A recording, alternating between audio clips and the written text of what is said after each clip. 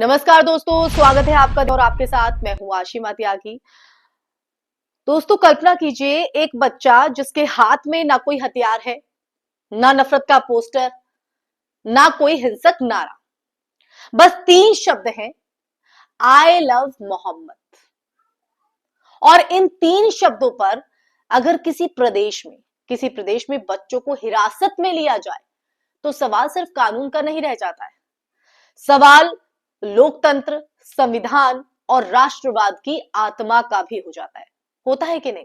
उत्तर प्रदेश विधानसभा में जब वंदे मातरम पर चर्चा के दौरान रागिनी सोनकर ने यह सवाल उठाया कि हम आई लव जय Shri Krishna, I love Jesus, I love Waheguru कह सकते हैं, लेकिन आई लव मोहम्मद कहने पर बच्चों को गिरफ्तार किया जा रहा है। क्या यही है वंदे मातरम? इस सरकार में हम आई लव जय श्री कृष्ण कह सकते हैं, हम आई लव वाहे गुरु कह सकते हैं, हम आई लव जीसस कह सकते हैं, लेकिन आई लव मोहम्मद कहने पर इस प्रदेश के बच्चों को गिरफ्तार किया जा रहा है। क्या ये है वंदे मातरम? तो ये एक भाषण नहीं, ये एक मुद्दा नहीं, बल्कि भारतीय गणराज्य के जमीर पर सीधा कसीधा प्रहार था। तो आज हम इसी मुद्दे पर चर्चा करेंगे। पूरी कहानी आपको बताऊंगी कि आखिर क्या रहा उत्तर प्रदेश विधानसभा में इस चर्चा के दौरान, सदन की कार्यवाही के दौरान, और क्या कहा रागिनी सोनकर ने और क्यों ये मुद्दा उठा। तो दोस्तों, आज का जो मुद्दा है उसका मुख्य विश्लेषण करना बेहद जरूरी है। आई लव मोहम्मद, क्या बुराई है इन 3 शब्दों में? भारत का संविधान अनुच्छेद 19 की अगर हम बात करें तो उसके तहत अभिव्यक्ति की स्वतंत्रता हमें देता है, और अनुच्छेद 25 हर नागरिक को अपने धर्म को मानने और मानने का प्रचार करने और सम्मान व्यक्त करने का अधिकार देता है। आई लव मोहम्मद कहना ना तो देशद्रोह है, ना सार्वजनिक शांति के लिए खतरा है, और ना ही किसी धर्म के खिलाफ घृणा है। फिर सवाल उठता है, अगर जय श्री कृष्ण या आई लव जीसस या ये राष्ट्र विरोधी नहीं है, तो आई लव मोहम्मद अचानक अपराध कैसे बन जाता है? उस पर सवाल कैसे खड़ा हो जाता है? एक बच्चे को हिरासत में कैसे ले लिया जाता है? यहां समस्या शब्दों की नहीं है, पहचान की है दोस्तों। समस्या उस चयनात्मक राष्ट्रवाद की है जिसमें कुछ आस्थाएं सांस्कृतिक को घोषित कर दी जाती हैं और कुछ संदिग्ध, जैसे कि आई लव मोहम्मद में है। यही जो चयनात्मक कानून है ना, इसके ही चलते इसके राज को भीड़ के राज में बदल देती है। पुलिस की भूमिका संविधान की रक्षा करने की है, ना कि बहुसंख्यक भावनाओं के अनुमान पर कार्रवाई करने की। बच्चों की गिरफ्तारी, वो भी सिर्फ एक वाक्य पर, 3 शब्दों पर, यह बताती है, डराती भी है कि डर किस हद तक संस्थानों में घुस चुका है कि वो सही गलत का फैसला भी नहीं ले रहे हैं। वंदे मातरम का असली अर्थ समझते हैं आप? वंदे मातरम किसी एक धर्म, एक भाषा या एक नारी की बपौती नहीं है।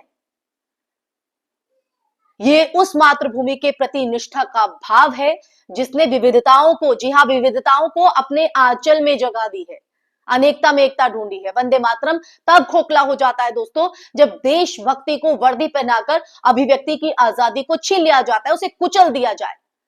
देश से प्रेम का अर्थ ये नहीं कि आप एक आस्था को स्वीकारें और दूसरी से नफरत करें, बल्कि दोस्तों ये है कि आप सबको समान अधिकार दें, चाहे वो अल्पसंख्यक हो, बहुसंख्यक हो या असहमत नागरिक। अब देखिए, राजनीतिक संदर्भ और दोहरे मापदंड पर भी आते हैं। तो विधानसभा में उठा सवाल जिसका जिक्र मैंने चर्चा की शुरुआत में किया, यह सवाल सत्ता की प्राथमिकताओं को उजागर करता है दोस्तों। अगर सरकारें सच में कानून व्यवस्था को लेकर गंभीर है, संवेदनशील है, तो नफरत फैलाने वाले भाषणों, हिंसा भड़काने वाले नारों और मॉब जस्टिस पर सख्ती क्यों नहीं दिखाती, उस पर एक्शन क्यों नहीं लेती, इस तरह के मामलों को रोक क्यों नहीं पाती? क्योंकि एक तरफ आस्था की अभिव्यक्ति पर सजा और दूसरी तरफ नफरत पर चुप्पी। यही दोहरा मापदंड लोकतंत्र को भीतर से खोखला करता है, वंदे मातरम पर सवाल खड़े करता है। अब देखिए, समाज पर क्या असर होता है जब बच्चे ये देखते हैं कि शब्दों से डर पैदा हो सकता है, तो वो सवाल पूछना छोड़ देते हैं, और जब सवाल मर जाते हैं तब लोकतंत्र सिर्फ इमारतों और नारों तक सिमट जाता है दोस्तों।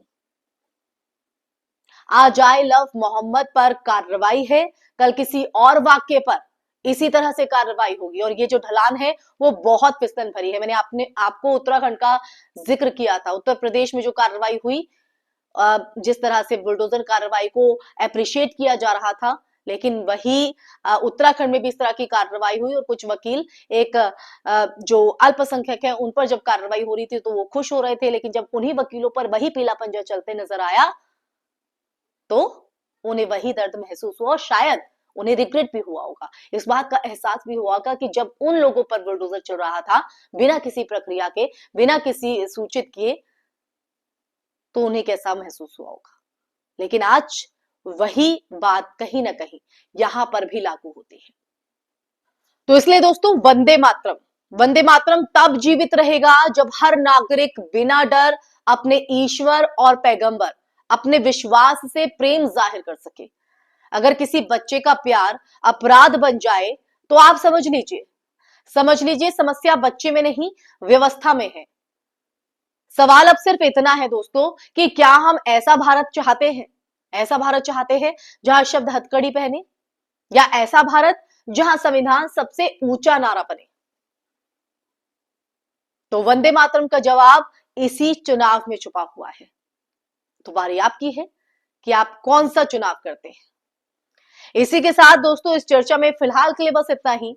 ये चर्चा आपको कैसी लगी, इस पर आपका क्या तथ्य है या आपके क्या विचार हैं, जरूर व्यक्त कीजिएगा, लेकिन कमेंट सेक्शन में कमेंट करके अपनी भागीदारी ज्यादा से ज्यादा निभाइए दोस्तों।